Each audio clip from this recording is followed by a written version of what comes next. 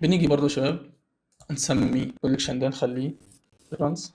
نمسك السلندر بتاعنا دولي الموديل هنعمل ام نيو كوليكشن موديل. هنيجي على الجسم نفسه نخليه مثلا بودي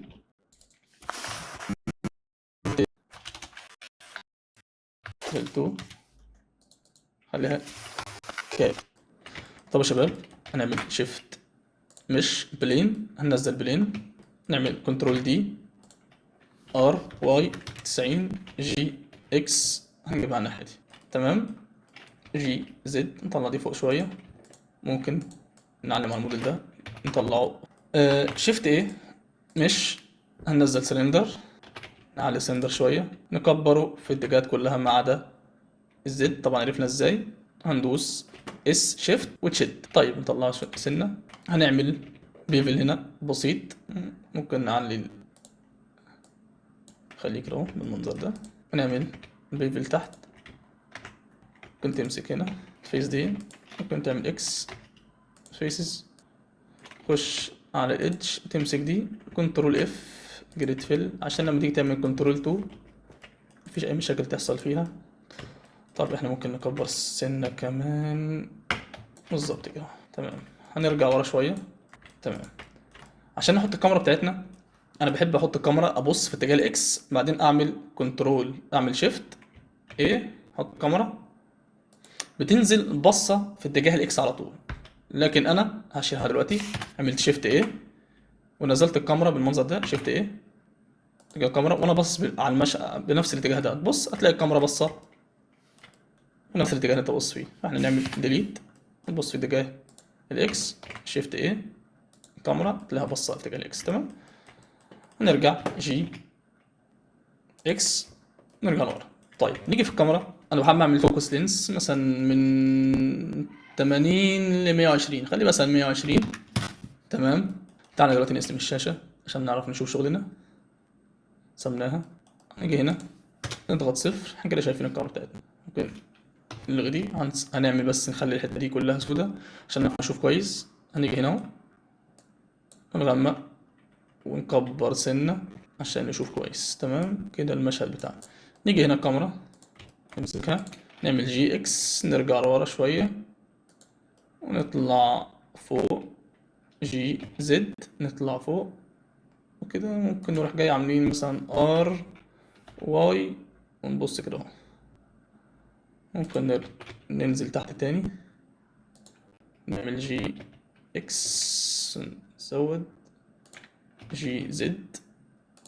طبعا انت بتختار المنظور اللي انت عايز تبص عليه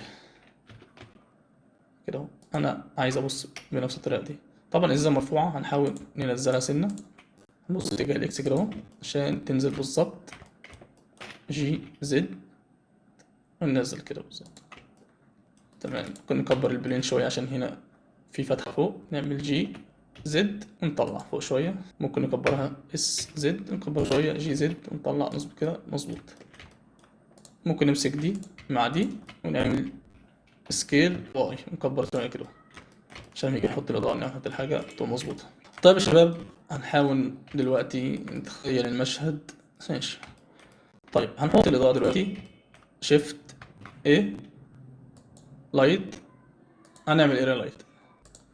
تمام. انا دلوقتي عايز احط اضاءه، احط اضاءه ورا الازازه دلوقتي في الحيطه كده زي لمبه في الحيطه، واجيب اضاءه من جنب الازازه هنا اهو بص على الازازه عشان تنور لي الغطا هنا اهو.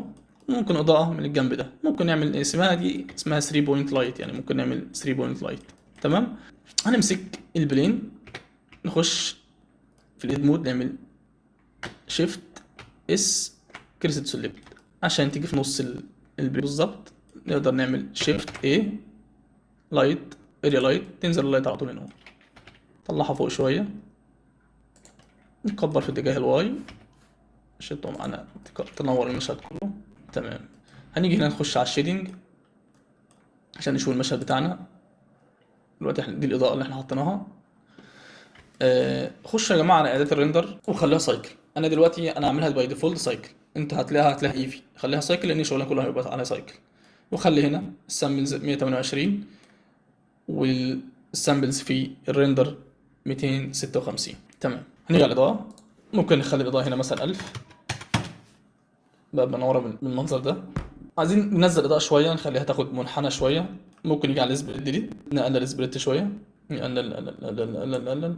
ماشي، ممكن ننزل الإضاءة شوية جي زد، نخليه كده بالمنظر ده. طب يا شباب، في حلقة تبقى إن شاء الله كاملة على الإضاءة دي كلها بالتفصيل، متقلقوش منها، إن الإضاءة يعني الإضاءة عنده بحرها واسع جدا، حوارها كبير يعني، هتحتاج شرح منه كبير. ممكن نخلي دي مثلا نجرب 800 كده، ماشي خليها 800. هنيجي نخلي شيفت اس، نخلي الكرسر في النص تاني، ماشي، ونعمل شيفت ايه ريلايت، نعمل جي زد، نطلع فوق شوية. طب يا شباب، لازم اي مشهد يكون فيه اضاءة وظل، لازم يبقى فيه ظل موجود. هنعمل ار اكس، هنجيبها على الاتجاه ده بالظبط، خليها مثلا 250.